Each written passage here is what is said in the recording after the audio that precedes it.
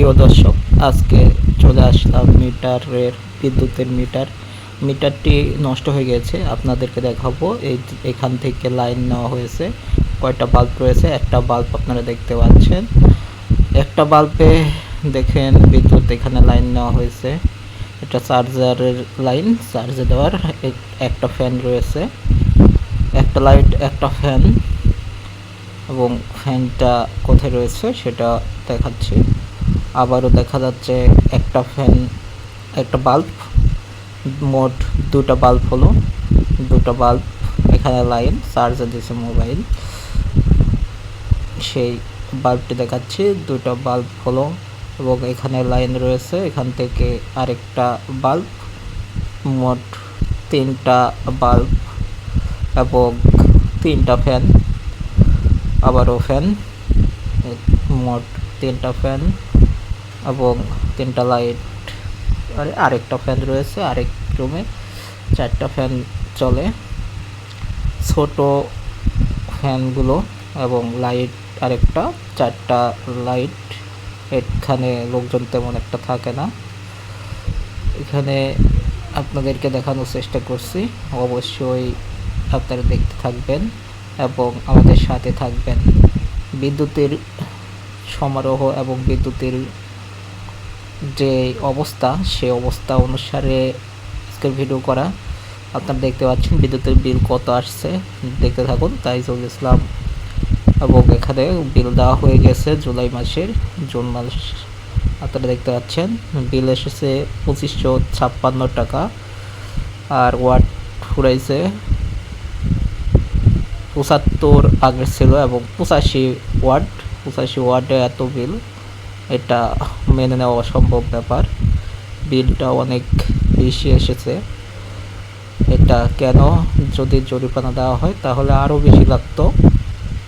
আগেই পরিশোধ করে দিয়েছে, 4-7 মাসের বিল পরিশোধ। আপনাদেরকে যে বিলের পেপার দেখাচ্ছি সেটা অবশ্যই দেখতে থাকবেন।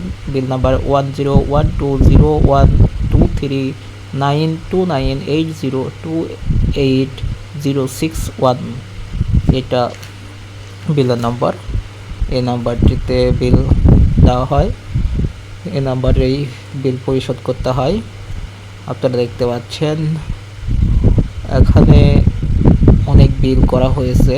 এটা কিভাবে হয়েছে সেটা বিদ্যুৎ অফিসে যারা রয়েছেন তারাই জানেন, এবং লিখতে জেনে এসেছিলেন তিনি ভালো জানেন।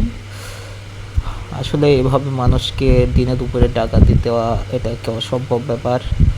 আপনাদেরকে দেখায় যেভাবে ডাকাতি করতেছে বিদ্যুৎ কেন্দ্র, নাটকপল্লী বিদ্যুৎ সমিতি এক, সেই সমিতি একের যে দুর্নীতি চলতেছে, সেই দুর্নীতির একটি চিত্র আপনাদেরকে দেখানো হচ্ছে। অবশ্যই এই ধরনের চিত্র আরও হাজারো রয়েছে। এখানে ওয়াট 9100 থেকে 90-40, মোটে 160 ওয়াট দেখাচ্ছে। এখানে প্রথম ধাপে 75 ওয়াট এবং দ্বিতীয় ধাপে 85।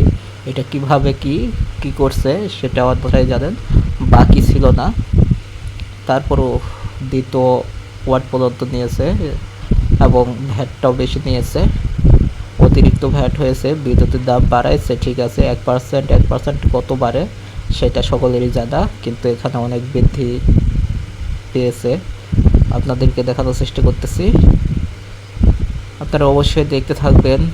এই ধরনের দুর্নীতি পল্লী বিদ্যুৎ সমিতি নাটোর একে যে প্রকারের দুর্নীতি চলতেছে, এই দুর্নীতির বিরুদ্ধে অবশ্যই অবস্থান নিতে হবে।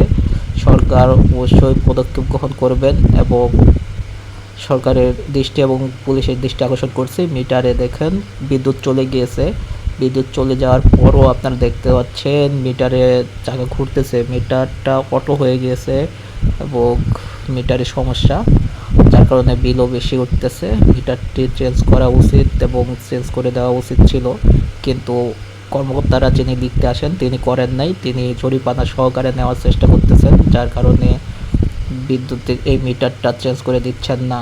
2926 নম্বর মিটার, সেই মিটারটি পরিবর্তন করতেছেন না, যার কারণে এ দোষ কার? এ দোষ অবশ্যই এই যিনি লিখতে আসছেন তার অবশ্য ফলো করা উচিত ছিল, তিনি ফলো করেন নাই এবং এটা ঠিক করেন নাই, ঠিক করে দেন নাই।